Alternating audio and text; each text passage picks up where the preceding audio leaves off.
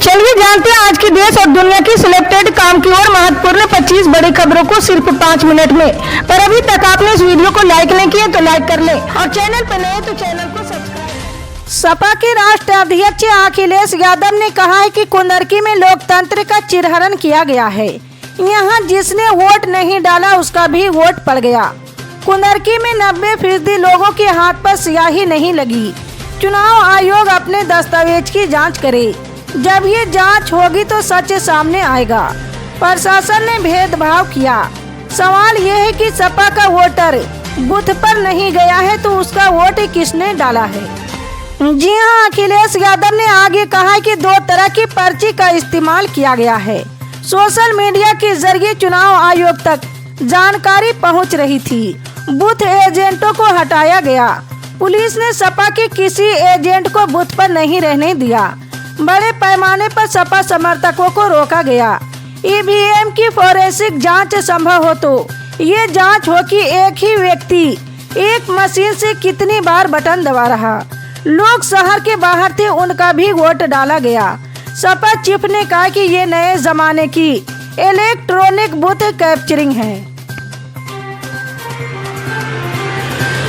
आपको बता दें कि उत्तर प्रदेश विधानसभा की 9 सीटों पर हुए उपचुनाव के नतीजे सामने आ चुके। वहीं यूपी उपचुनाव के रिजल्ट के बाद बहुजन समाज पार्टी सुप्रीमो मायावती ने प्रेस कॉन्फ्रेंस कर गंभीर आरोप लगाए हैं। जी हां, बसपा सुप्रीमो मायावती ने कहा कि फर्जी वोट को लेकर चुनाव आयोग कोई कदम उठाए। इसके साथ ही पूर्व सीएम ने कांग्रेस और बीजेपी को जातिवादी पार्टी बताया है। बसपा सुप्रीमो मायावती ने कहा है कि जब तक चुनाव आयोग फर्जी वोट रोकने के लिए कोई कार्रवाई नहीं करेगा तब तक बीएसपी चुनाव नहीं लड़ेगी। यूपी के उपचुनाव के जो नतीजे आए ये लोगों में आम चर्चा है कि ईवीएम के जरिए फर्जी वोट डाले जा रहे। वहीं उन्होंने कहा है कि यूपी में 9 विधानसभा सीट पर हुए उपचुनाव में हमें दिखा कुछ दलित के नाम पर बने दल वोट काट रहे हैं। जी हां, बता दें कि यूपी उपचुनाव में मायावती ने अकेले चुनाव लड़ने का ऐलान किया था। हालांकि पार्टी 9 सीटों पर हुए उपचुनाव में किसी भी सीट पर जीत दर्ज नहीं कर पाई है। बिहार की राजधानी पटना में जमीयत उलमाए हिंद की कॉन्फ्रेंस हुई। इस दौरान मौलाना अरशद मदनी ने मौके पर आए और लोगों को संबोधित किए और देश की आज़ादी में मुसलमानों के योगदान पर बात की है। उन्होंने कहा कि जमीयत उलमाए हिंद प्यारे मोहम्मद के लिए कुर्बानी देते आई। मुल्क में अमन और चैन के लिए हम काम करते आए। हमारे बुजुर्गों ने कुर्बानी देकर मुल्क को आज़ाद कराया। हमने मुल्क का दस्तूर बनाया है।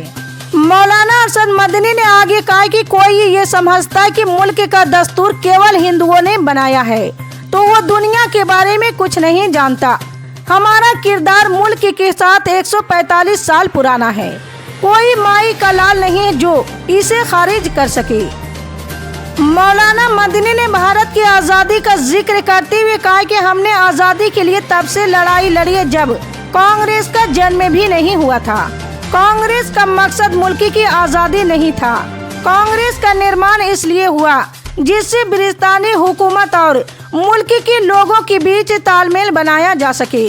पीएम नरेंद्र मोदी पर निशाना साधते हुए मौलाना मदनी ने कहा कि मोदी जी ने कहा है कि वक्त पे कोई चीज नहीं है। मुझे बड़ी हैरत हुई। कल को कहेंगे कि नमाज का दस्तूर नहीं है। वक्त में संशोधन के मसले पर हमारे एतराज हैं। इसी तरह की पल पल की अपडेट जानने के लिए जुड़े रहे हमारे सुपर न्यूज के साथ। मिलते हैं अगली बड़ी खबर में, तब तक के लिए जय हिंद।